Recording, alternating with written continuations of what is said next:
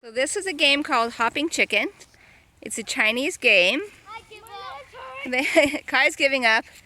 They have to hop to the end of their 10 sticks, pick up the one at the end, hop back with it, and add it to the end of their row until they get through the finish line.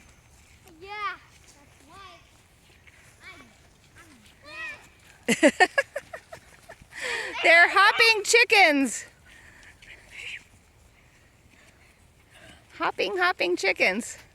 Well, they're not exactly hopping. It'd be too hard to hop all that time. They're sort of prancing chickens, and Charlotte is a stick picker-upper. And Kai is giving up because it was hard. He gave up. He gave up. That's okay.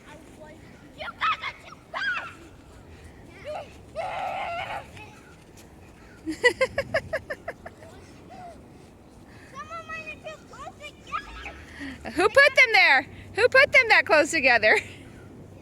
You did. Nope. Just keep going. Next time, put that one a little farther apart than you've been doing.